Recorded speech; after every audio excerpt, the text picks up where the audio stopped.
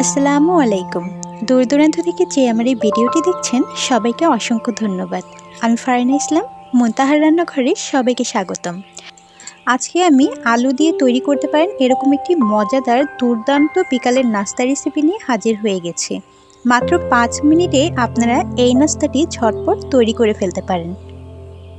তাই ভিডিওটি না টেনে শেষ পর্যন্ত দেখার জন্য অনুরোধ রইল। আর আপনারা যদি আমার চ্যানেল নতুন হয়ে থাকেন তাহলে আমার চ্যানেলকে লাইক এবং সাবস্ক্রাইব করতে ভুলবেন না।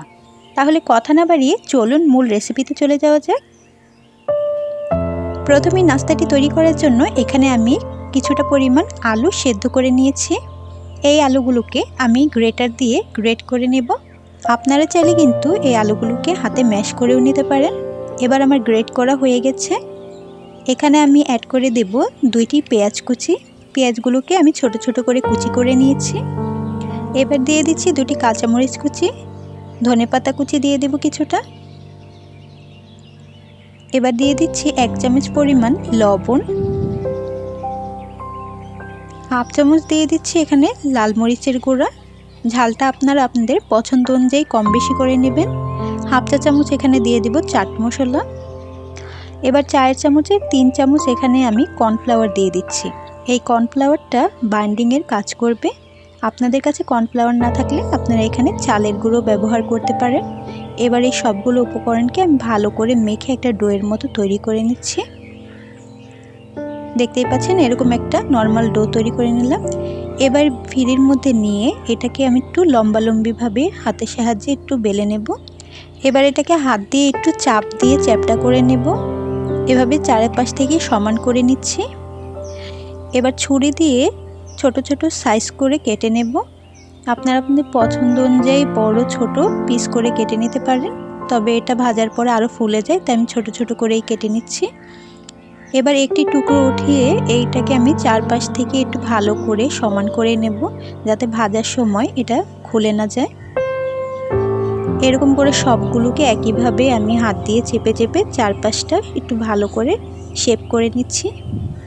সবগুলো নাস্তাই আমার এভাবে শেপ করা হয়ে গেছে। এগুলোকে একপাশে রেখে দিচ্ছি। এবার অন্যদিকে একটা বাটির মধ্যে আমি একটি ডিম নিয়ে নিব। এই ডিমের মধ্যে আমি হাফ চা চামচ পরিমাণ লবণ দিয়ে দিচ্ছি। এবার ডিমটাকে একটা কাঁটা চামচের সাহায্যে ভালো করে ফেটিয়ে নেব। যখন আমরা নাস্তাটি ভাজবো তখন এই ডিমের মধ্যে ডুবিয়ে তারপরে আমরা ভেজে নেব। এবার চুলার মধ্যে আমি একটি কড়াইতে কিছুটা পরিমাণ তেল গরম হতে দিয়ে দিয়েছিলাম। তেলটা যখন ভালোভাবে গরম হয়ে যাবে তখন এই ডিমের মিশ্রণটার মধ্যে আপনারা নাস্তাটা ডুবিয়ে দিবেন এইভাবে। তারপর একটি একটি করে এই গরম তেলে ছেড়ে দিবেন। তেলটা প্রথমে কিন্তু খুব ভালো করে গরম করে নিতে হবে। তারপরে যখন গরম হয়ে যাবে চুলার আঁচটি মিডিয়াম টু লোতে রেখে তারপর নাস্তাগুলো ছেড়ে দিবেন। এই নাস্তাগুলো ভাজতে কিন্তু 1 থেকে 2 মিনিট সময় লাগে মাত্র। তাই চুলার আঁচটি মিডিয়াম টু লোতে রেখে আপনারা কিন্তু উল্টে পাল্টে এগুলোকে ভেজে নেবেন যতক্ষণ না একটা সুন্দর কালার চলে আসছে। চুলার আঁচটি হাইতে রেখে ভাজলে কিন্তু উপর থেকে খুব তাড়াতাড়ি কালার চলে আসবে আর ভেতরটা ভালো করে ভাজা হবে না। তাই চুলার আঁচটি মিডিয়াম টু লোতে রেখেই ভেজে নেবেন। দেখুন আমার নাস্তাগুলো কতটা সুন্দরভাবে ফুলে উঠেছে। এভাবে যখন একটা সুন্দর সোনালী কালার চলে আসবে তখন আপনারা নামিয়ে পরিবেশন করবেন। এই নাস্তাটা কিন্তু গরম গরম খেতেই খুব ভালো লাগে। দেখুন তৈরি হয়ে গেল আমার মজাদার আলুর নাস্তার রেসিপি। এই নাস্তাটা তৈরি করতে কিন্তু আমার মাত্র 4 থেকে 5 মিনিট সময় লেগেছে। যখনই বাড়িতে মেহমান আসবে যদি হাতের কাছে কিছুই না থাকে তখন আপনারা কিন্তু ঝটপট এই আলু দিয়ে মজাদার মুখরোচক নাস্তাটি তৈরি করে তাদের খাওয়াতে পারেন। আশা করছি তাদের অনেকটাই ভালো লাগবে। ছোট থেকে বড় সবারই কিন্তু এই নাস্তার রেসিপিটি খুবই ভালো লাগবে। তাই যখনই হাতে সময় কম থাকবে তখন আপনারা চাইলে কিন্তু এই নাস্তাটি বাড়িতে তৈরি করে খেতে পারেন। আশা করছি আমার এই ভিডিওটি আপনাদের কাছে ভালো লেগেছে এবং উপকারেও এসেছে। আমার এই ভিডিওটি যদি আপনাদের কাছে ভালো লেগে থাকে তাহলে আমার চ্যানেলকে লাইক এবং সাবস্ক্রাইব করতে ভুলবেন না। আর পাশে থাকা বেল বাটন অবশ্যই অন করে দিবেন। এতে করে আমার চ্যানেলের নতুন নতুন ভিডিও আপনার কাছে সবার আগে পৌঁছে যাবে। দেখা হচ্ছে অন্য কোনো ভিডিও নিয়ে।